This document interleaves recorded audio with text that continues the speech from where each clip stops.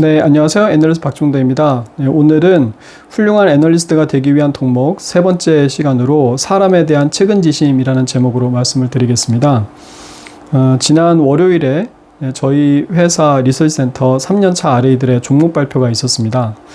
저희 회사는 2년 RA 기간을 마치면 3년차에 접어들고 그때 4차례 승급 발표를 하게 됩니다.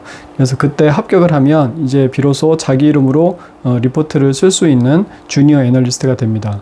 애널리스트와 RA의 관계는 도제식이라서 이제 스승과 제자하고 같은데 아무것도 할 줄 몰랐던 천진무구한 제자가 제법 글을 쓰고 그래프를 그리고 실적 추정과 밸류에이션을 하고 이제 진지한 눈빛으로 이렇게 프레젠테이션하는 모습을 보는 것은 참 즐거운 일이라고 볼 수가 있습니다.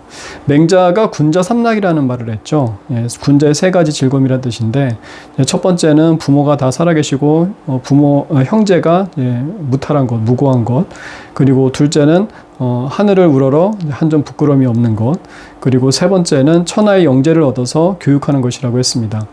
이제 제 RA들이 여러 명이 있었겠죠. 3년을 마치고 애널리스트로 커가는 모습들을 다 보고 남들에게 인정받고 또 베스트 애널리스트가 심지어 돼서 경제주간지에 표지를 장식하는 이런 모습을 보았을 때 제가 처음 베스트 애널리스트 됐을 때만큼이나 기뻤습니다. 그래서 맹자의 군자삼락에 교육이 왜 들어가는가를 깨달을 수가 있었죠. 저희 회사 승급 PT 기준은 상당히 높습니다. 아무래도 훌륭한 주니어 애널리스트들이 많이 배출이 되면서 자연스럽게 그 눈높이가 높아졌다고 볼 수가 있는데 이번에는 3명의 RA가 한 30명 정도의 리서치센터 임직원 앞에서 종목 발표를 했습니다. 특히 제 RA는 이제 가장 고참이에요. 4번째 마지막 발표였는데 굉장히 훌륭했습니다. 아주 만족스러웠어요. 기본에 가장 충실한 그런 모범이 되는 분석하고 발표였고, 지금 당장 인덱스 리포트를 내더라도 손색이 없었을 정도로 좋았습니다. 걱정이 처음에는 굉장히 많았던 친구인데 3년 동안 상당히 많이 성장하는 모습이 참 기분이 좋았고, 본인의 부족한 점을 인정할 줄 알고 그걸 노력으로 극복할 줄 아는 그 겸손하고 성실함이 가장 돋보이는 친구라고 볼 수가 있습니다. 애널리스트는 전투로 따지면 정보 참모입니다. 이제 실전에서 싸우는 병사들이 아닙니다. 펀드 매니저가 전투병이라고 볼 수가 있는 거죠. 사람마다 성향이 다를 수는 있지만 일반적으로 스트레스 지수는 펀드 매니저가 애널리스트보다 훨씬 높다고 볼 수가 있습니다. 하루하루 수익률에 희비가 엇갈리는 사람들이기 때문에 그렇죠. 물론 이제 매일 그렇게 펼쳐지는 치열한 전투에 막 아드레날린이 솟구치고 그걸 즐기는 사람도 있겠지만 철저한 결과주의고요. 선이나 성실로 수익률 저하가 정당화되지 않는 상당히 냉혹한 세계라고 볼 수가 있습니다. 애널리스트는 결과보다는 논리와 과정이 중요하다고 볼 수가 있습니다. 실제로 투자는 펀드 매니저들의 영역이기 때문에 애널리스트는 주가 전망 자체보다도 그렇게 전망하는 논리와 근거가 더 중요하다고 볼 수가 있습니다.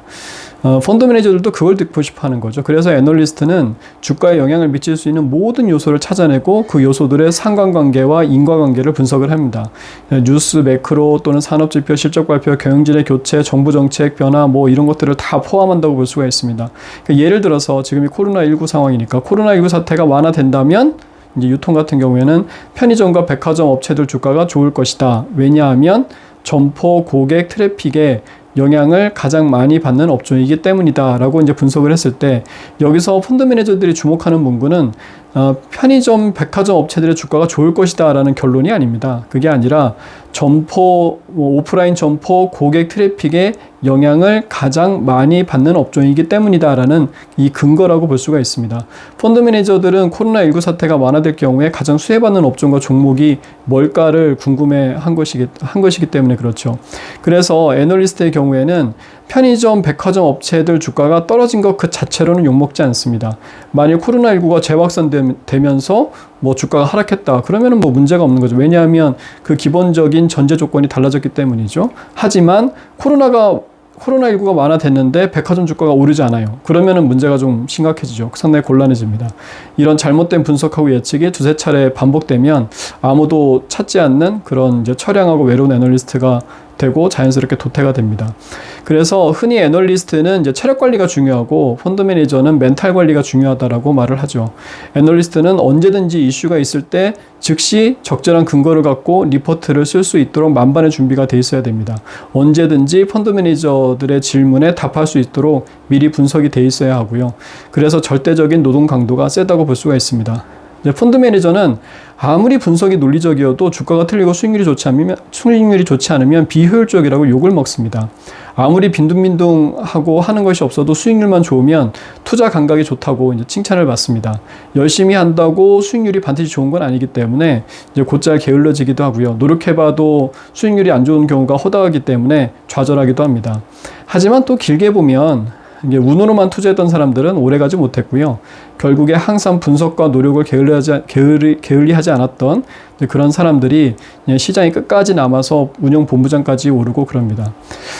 아무튼 애널리스트는 이렇게 멘탈 관리가 중요한 펀드 매니저들을 주 고객으로 하잖아요. 1년에 수백 차례 펀드 매니저들하고 투자 관련 미팅을 전개하고 일주일에 평균 30통 이상의 전화를 갖다 하는데, 그런데 전화할 때 통하는 모습을 보면은 상당히 다양합니다. 그러니까 어떤 애널리스트는 전화를 하면서 자기 자랑을 그렇게 많이 해요. 매니저를 혼내기도 합니다. 막 예를 들어서 뭐 A라는 종목이 주가가 많이 올랐는데 전화가 와요. 지금 사도 되느냐고. 근데 펀드 매니저가 이렇게 질문을 하면 이제 애널리스트가 하는 말이, 그때 제가 사라고 하지 않았습니까? 왜 그때 안 사셨어요? 하면서 의기양양하게 막 호통을 칩니다. 그 펀드 매니저는 입장을 바꿔놓고 생각해 보게 되면 본인도 참 난처하고 궁금해서 전화를 했을 거예요. 예전에 그 애널리스트가 한 매수콜이 또 생각이 나서 그때 사지 못한 것을 후회하면서 전화를 했을 텐데, 거기다 대고서 훈계를 하면 그 펀드 매니저 기분은 어떨까요? 반면에 이제 어떤 애널리스트는 주가를 그렇게 잘 맞추는 분도 아니었었는데 늘 베스트 애널리스트를 했습니다. 이제 그분의 통화는 항상 이런 식이에요. 아, 네, 그때 안 사셨군요. 아쉬움이 크시겠어요. 하지만 또 기회가 있을 겁니다. 뭐 B라는 지표가 일시적으로 안 좋을 수가 있는데 그때 한번 매수 시점을 잡아보시는 게 어떨까요? 뭐 이렇게 합니다. 슬기로운 의사 생활을 참 재밌게 봤는데 거기에 3화를 보게 되면 이런 내용이 나옵니다. 일반외과 이제 익준이 장기 적출을 10분만 늦추자고 합니다. 그러니까 어린이날 아빠하고 이제 짜장면을 먹기로 했다가 아빠가 뇌사 상태에 빠졌고 장기 이식을 위한 적출 준비를 마친 시각이 밤 11시 50분이었어요. 근데 아이 입장에서 생각을 해보게 되면 아빠와 짜장면을 먹기로 한 어린이날을 평생 이제 아빠의 장례일로 기억을 하게 되는 거잖아요. 그게 익준이의 생각에는 굉장히 마음이 아팠던 모양입니다. 애널리스트도 보면 어떻게 보면 의사하고 같다고 볼 수가 있죠. 의사가 환자의 몸을 건강하게 만드는 직업이라면 애널리스트는 투자자들의 자산을 건강하게 만드는 직업이라고 볼 수가 있습니다. 사람은 몸이 아파도 죽지만 뭐 사업이 망해도 또는 자산이 훼손돼도 죽을 수가 있잖아요. 그러니까 수술만 잘한다고 의사가 아니듯이 리포트만 잘 쓴다고 애널리스트가 아닙니다. 투자자에 대한 기본적으로 그 사람에 대한 따뜻한 마음, 그러니까 측은지심이 있어야 합니다. 제 RA가 이제 다음 주 처음으로 자기 이름을 메인으로 걸고서 인덱스 리포트를 내놓습니다. 숫자를 좋아하고 글도 잘 쓰는 이제 훌륭한 애널리스트가 이제 됐으면 좋겠습니다. 그리고 그 누구보다 투자자의 고민과 아픔을 공감할 줄 아는 따뜻한 애널리스트가 됐으면 좋겠습니다. 감사합니다.